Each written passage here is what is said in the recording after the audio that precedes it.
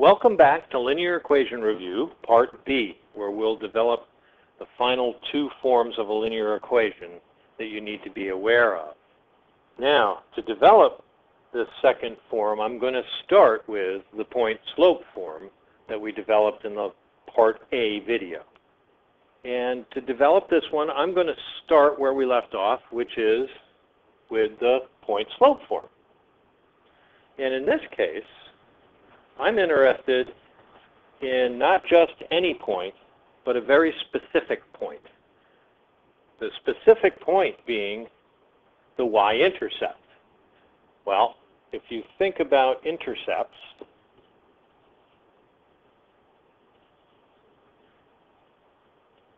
sketch any old line in here.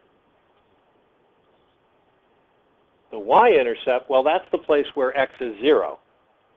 And y is whatever value it needs to be. So if I think about the fact that in this form, x is going to be 0, and x1 is going to be 0, and y1 is going to be the y-intercept, which by standard notation we call b. So plugging those in to my point-slope form, I get y minus b is equal to m times x minus 0, and this very quickly simplifies to y is equal to mx plus b, the point-slope form, which most of you are probably very familiar with. Fancified, there you have it. Let's look at some examples of using this form. First, let's talk about writing an equation. We're asked to write the equation in a line that passes through the point 2, 1 and has a slope of 1/3, and we want it in slope-intercept form. Looking at the given information, we see that we're not given the slope and the y-intercept, so I can't just plug directly into this form. And this is another good example of why the point-slope form is so important. Because in this case, I'm given a point and a slope. Thinking about my point-slope form, again, y minus y1 equals m times x minus x1, I can go ahead and plug in the known information. Y is minus 1 is equal to 1/3 times x minus 2. And now my job is simply to do the algebra necessary to put this in slope-intercept form. Removing parentheses. And then adding 1 to both sides. And of course, 1 is the same as 3/3. So I get 1/3 x. If I add 3/3 to a negative 2/3, I get a positive 1/3. So now I know from looking at my slope-intercept form that this equation has a y-intercept of 1/3 and a slope of 1/3. Graphing this,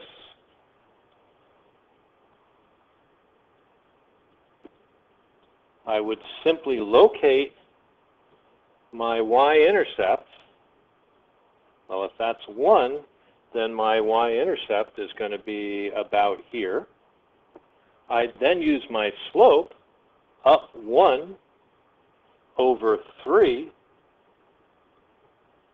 approximately, to then sketch my line. Now, depending upon the individual and the question asked, you may find it easier to go ahead and sketch the graph of this curve from the point-slope form, because it gives you a lattice point, the point 2, 1, to start with, and then the slope of 1/3, rather than using a y-intercept that's a rational number. But that depends on the individual and what you're actually asked to do.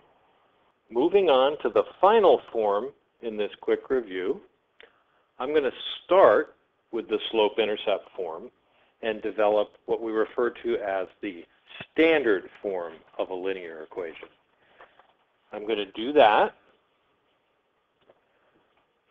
by simply manipulating algebraically this equation. And I'm going to subtract this term from both sides. And listing my variables alphabetically, that would mean I'd have a negative mx plus y equals b. Looks different, maybe, but this is actually standard form, but the notation is a little off. In order to fill that in, I'm going to go look at an example. If I had a slope of negative 2/3 and a y-intercept of 4, well, let me first clear up and remove parentheses. I'd have 2/3 x plus y equals 4. And this is not in standard form because standard form requires that the coefficients of the variables be integers. And the fastest way for me to make that happen is to simply, again, clear fractions by multiplying both sides by the common denominator, which in this case is a 3. So when I distribute my 3 in, I get 2x, since the 3's cancel, plus 3y equals 12. And this is now in what we would refer to as standard form. Looking at it nice and pretty. There you have it. Now again, what about graphing? Well, at first look, that equation may not lend itself to being easily graphed, but there is a technique which works quite well to locate 2 points and sketch the line. And the 2 points we're going to locate are the x and y intercepts. Now the x-intercept, we know that that happens when the graph crosses the x-axis. So that means that your y-coordinate is 0.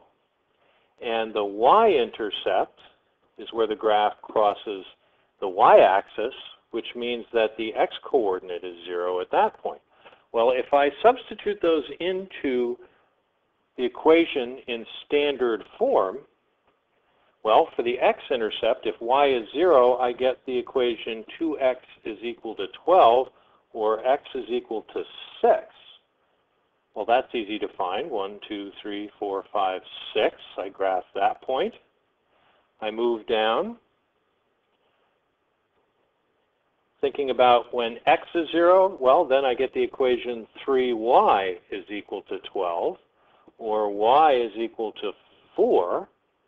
I move up 1, 2, 3, 4 for my y-intercept, and I can now sketch the graph of my linear equation very quickly and easily from standard form. Let's look at an example that might come up for you. I move over here and I'm given the situation where I have to write the equation of the line in standard form that passes through the point -2, -1 and has a slope of 1/5. Again, I'm not in a position to simply plug in the values of a, b, and c. And being given a point and a slope, I'm going to jump right back to my point-slope form. So y minus y1, in this case that would be y minus a -1, equals m, which is 1/5, times x minus x1, x1 being -2 in this case. And now it's just time for me to do the algebra necessary to put this in standard form. And again, because I want my values of a and b to be a, b, and c to be integers, if at all possible, I'm going to clear fractions by multiplying both sides again by the common denominator, which is a 5.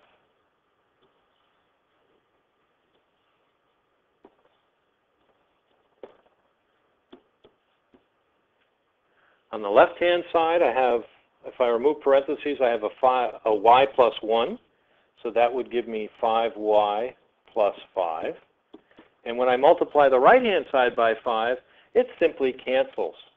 And I end up with x plus 2. moving things around, I subtract x from both sides,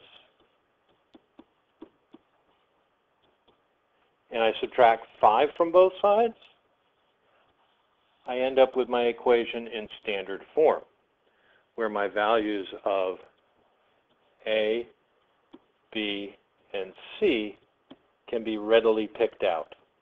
A being a -1, b being a 5, and c being a -3, if you were asked for that information. Again, graphing this, what I would do is simply find both intercepts, and I'd be done if I started with the equation in standard form. Summing this all up, here you have the 3 most typical forms that you will work with of linear equations. See you next time.